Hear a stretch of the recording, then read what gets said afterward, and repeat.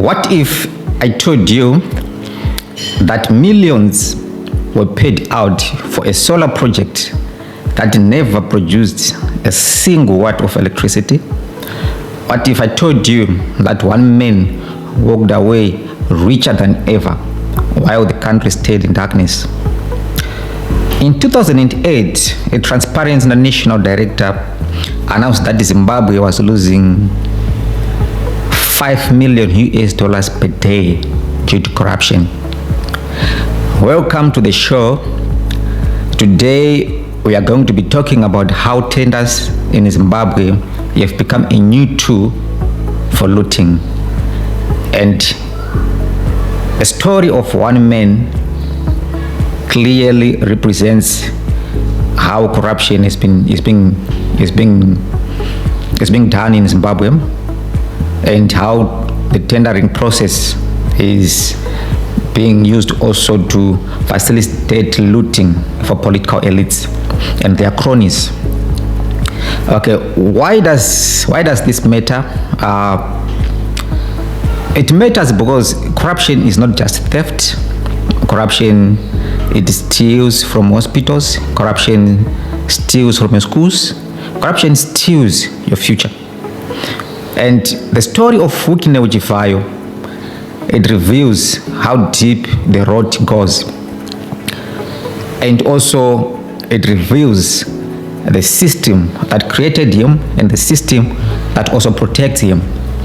So what is looting through tenders? Looting through tenders is a form of corruption where public officials or those with political connections, they exploit the tendering process or procurement process to siphon public funds. Now, instead of awarding contracts fairly and transparently to the most qualified of the bidders, tenders are given to cronies, shell companies, and entities which then provides kickbacks. Okay, what is a tender system in theory, theoretically? A tender system looks like this.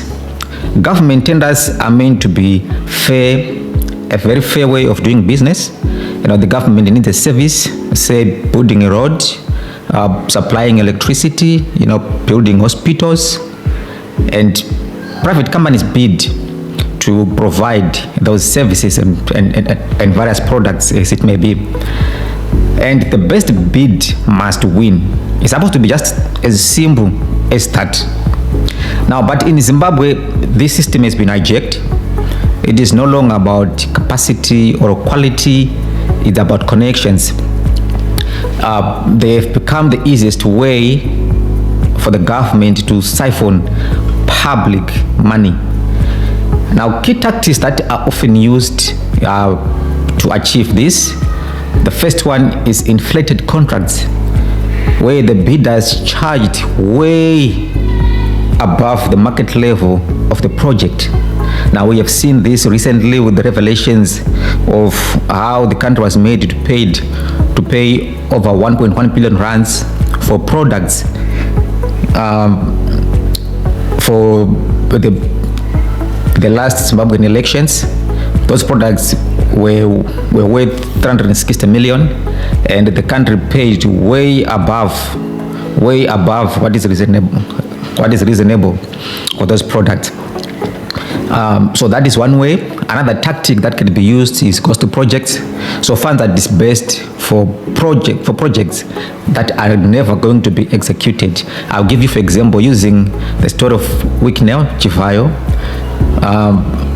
You may probably have heard of the Guanda solar project. We'll talk about it briefly, where he was paid millions, but the project never kicked off. So those are ghost projects. And then unqualified contractors, tenders awarded to companies which does not have capacity to deliver and to execute. But one characteristic is that these companies are often linked to very powerful individuals. And then the fourth one tactic used is sourcing. Sourcing is when the bidding process or the procurement process, it bypasses the whole bidding process normally under the guise of agency or on national interest. So they just go and pick a company and say, you are going to supply these products, you are going to supply this service for us. That is called sole sourcing. So that happens quite often. Right, enter Wicknell Chivhayo. This is a very flashy businessman, known for very expensive vehicles and designer clothes, particularly shoes. He's very close to Zimbabwean political elites. He normally parades pictures with the political elites. He won huge government contracts, but he delivered very little, and in some cases he delivered none. Like the Guanda solar project, he delivered none. His initial deal got him convicted after scamming an entrepreneur whom he met in the Victoria Falls with his acolytes, with his accomplices. So this man had to pay over 5 million to fund a business proposal that had been presented to him by Wicknell, but it was a scam, and that got Wicknell arrested. He came out of jail. He started a company called Intratech Zimbabwe. Now suddenly Intratech started landing massive government contracts. Among many, you have got the Kaire's hydropower project. I'm not sure if it ever kicked off. Or you have got the Munyati power station refurbishment, and then that is when the real controversy, as we know Wicknell today, began. He managed to pocket the Guanda solar deal. That definitely can be described precisely as a ghost project.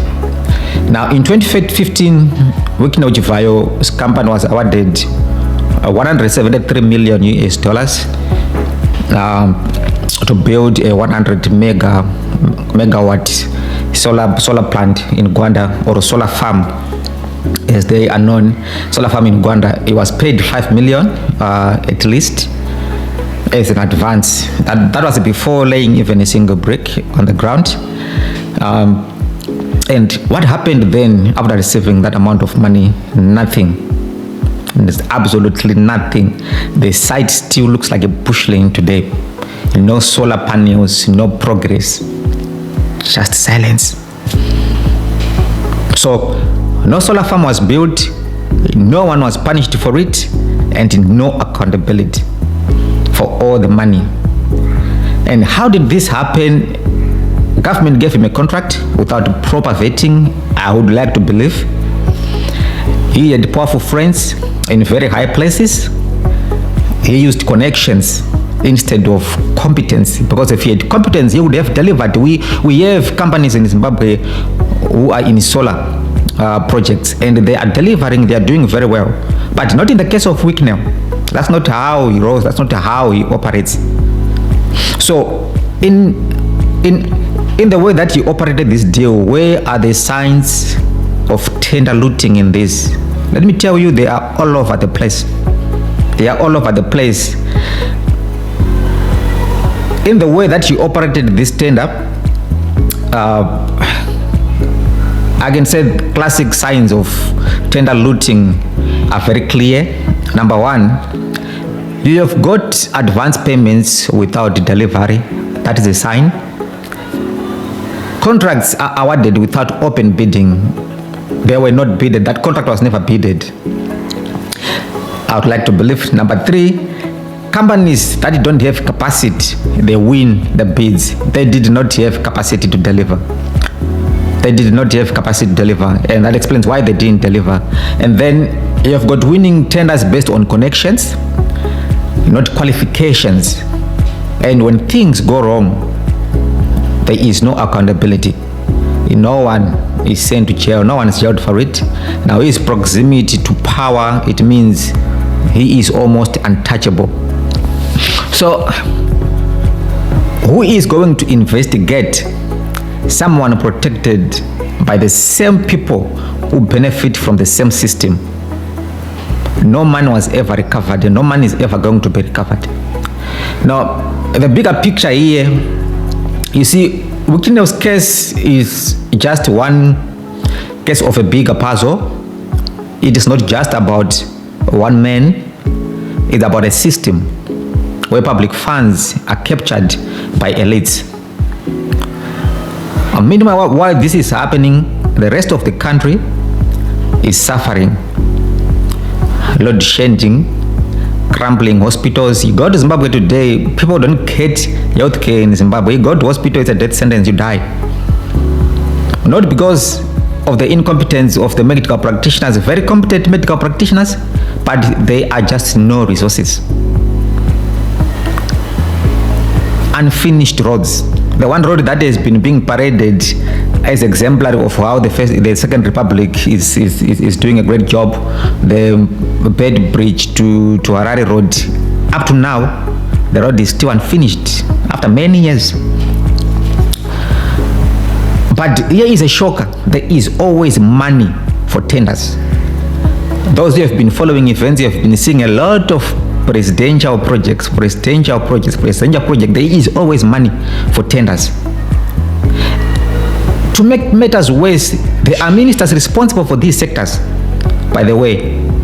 Yet there is no progress, there is no development. So one wonders then, every time these ministers, they go to work, they want to go in their offices, they do cabinet meetings, they bring their teams, they make plans. What are they really planning? What are they really doing in those offices? Because there is no progress on the ground. Nothing. Not even a single ministry is doing anything that one could say, okay, there is development there, or something is being done there. Completely nothing.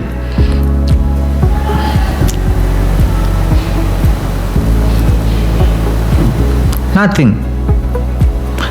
This is what we call state capture, as I indicated in our previous episode, that we are going to be going more and more into state capture, which exactly describes the Zimbabwean situation. And like I said, the South African state capture during the Zuma era is nothing on the state capture that is happening in Zimbabwe today.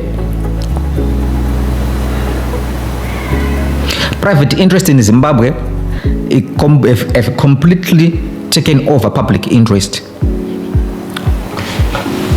And this is being done for personal gain. So what is the bigger picture here also? It's about a network of power and protection. Corruption is being used to keep political loyalty. The rich get richer, the people get nothing. So the question we need to ask is, who the government is really serving, the people or the politically connected? So let me know your thoughts. Drop a comment or tag me online. I want to hear from you. And if this episode hits home, please do me a favor, share it and subscribe. Until next time, stay alert, stay informed, and stay questioning.